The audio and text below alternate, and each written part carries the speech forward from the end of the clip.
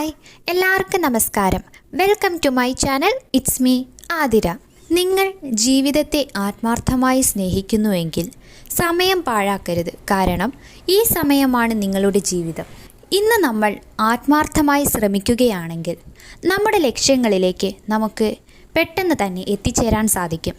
അതല്ല നമ്മൾ സമയം പാഴാക്കുകയാണെങ്കിലോ നാളത്തേത് ഇതിലും കഠിനമായിരിക്കുകയും ചെയ്യും.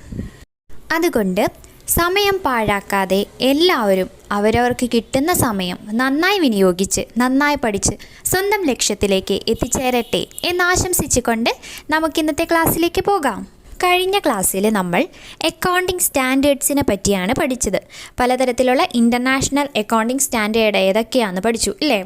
ഇപ്പം IAS 2 ഏതായിരുന്നു? ഇൻവെൻ്ററീസ്. 3 ഏതായിരുന്നു? Cash flow statement. എല്ലാവരും പഠിച്ചു എന്ന് വിശ്വസിക്കുന്നു. ഇനി നമുക്ക് ഇന്ത്യയിലെ അക്കൗണ്ടിംഗ് സ്റ്റാൻഡേർഡ്സിനെ പറ്റിയാണ് ഇന്ന് പഠിക്കാനുള്ളത്.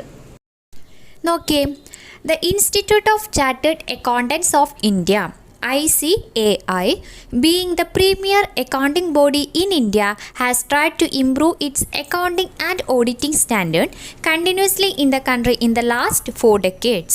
അപ്പോൾ ഇന്ത്യയിലെ അക്കൗണ്ടിംഗ് ബോഡി ഏതാണ്? Institute of chartered accountants of ഇന്ത്യയാണ്. പിന്നെന്താ പറയുന്നത്?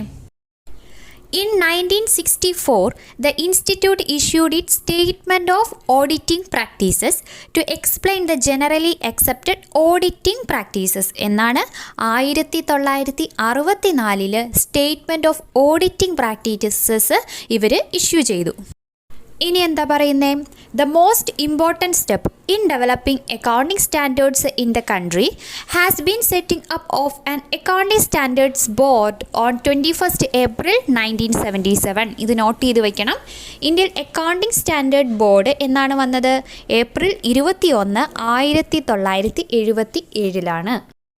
അടുത്തത് ഇൻ്റർനാഷണൽ അക്കൗണ്ടിംഗ് സ്റ്റാൻഡേർഡിനെ പറ്റി കഴിഞ്ഞ ക്ലാസ്സിൽ നമ്മൾ പഠിച്ചു. അതിനെ പറ്റിയൊരു കാര്യമാണ്, ഇതൊന്ന് നോട്ട് ചെയ്ത് വയ്ക്കണേ. Approval of the International Accounting Standard, now referred to as International Financial Reporting Standard, IFRSൻ്റെ ഫുൾ ഫോം നോട്ട് ചെയ്ത് വയ്ക്കുക. International Financial Reporting Standard is the responsibility of the IASB, അതായത് ഇൻ്റർനാഷണൽ അക്കൗണ്ടിംഗ് സ്റ്റാൻഡേർഡ് ബോർഡ്. എന്താ പറയുന്നത്?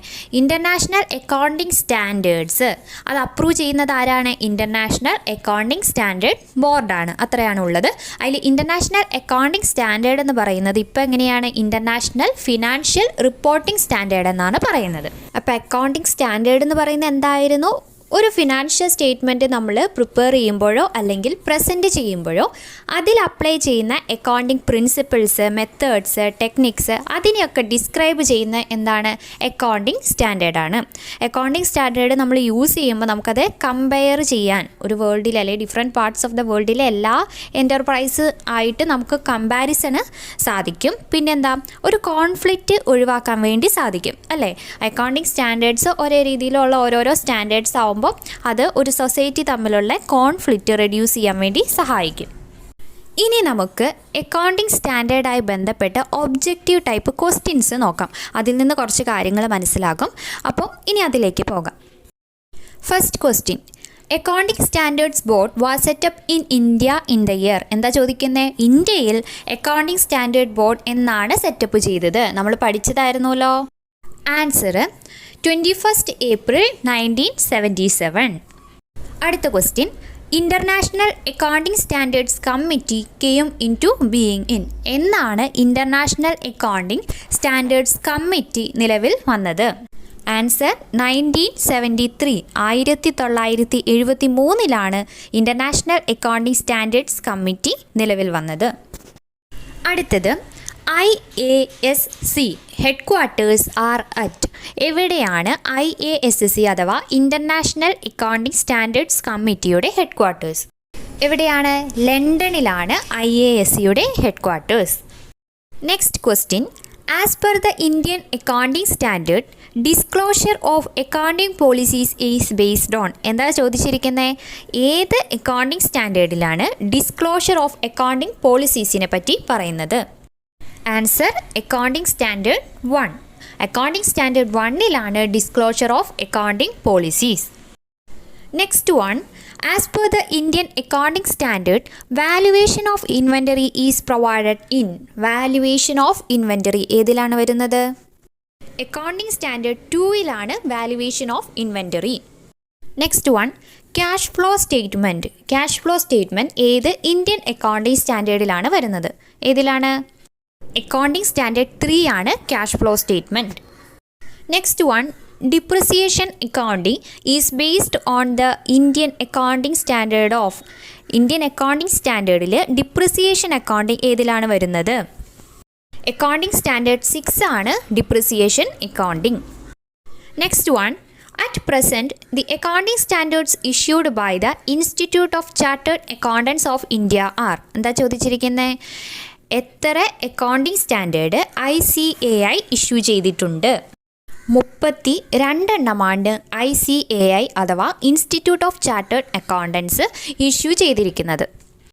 കഴിഞ്ഞ ക്ലാസ്സിൽ നമ്മൾ international accounting standards എന്താണെന്നും അത് കുറച്ച് സ്റ്റാൻഡേർഡ്സുകൾ നമ്മൾ പഠിച്ചു. ഇന്ന് അക്കൗണ്ടിംഗ് സ്റ്റാൻഡേർഡ്സ് കുറച്ച് പഠിക്കാനാണ് നമുക്ക് നോക്കാം. AS9 revenue recognition. AS9 ഏതായിരുന്നു? Revenue recognition. AS10 accounting four fixed assets. AS13 accounting four investments. AS17 segment reporting. AS22 taxes on income. AS29 provisions, contingent liabilities and contingent assets. AS26 എന്താണ് പറയുന്നത്? Accounting four intangible assets. ഇത്രയും കാര്യങ്ങളും അപ്പോൾ എല്ലാവരും ഒന്ന് പഠിച്ചിരിക്കുക.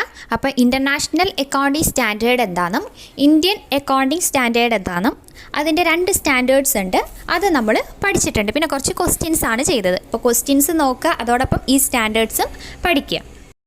അപ്പോൾ class എല്ലാവർക്കും മനസ്സിലാകുന്നുണ്ടെന്ന് വിശ്വസിക്കുന്നു. എന്തെങ്കിലും ഡൗട്ട്സ് ഉണ്ടെങ്കിൽ അത് കമൻറ്റിൽ ചോദിക്കാം. ഇഷ്ടമായെങ്കിൽ ലൈക്ക് ചെയ്യുക, സബ്സ്ക്രൈബ് ചെയ്യുക, കൂട്ടുകാർക്കൊക്കെ ഷെയർ ചെയ്യുക. അപ്പോൾ അടുത്ത ക്ലാസ്സിലൂടെ വീണ്ടും കാണാം. അതുവരെ താങ്ക് യു.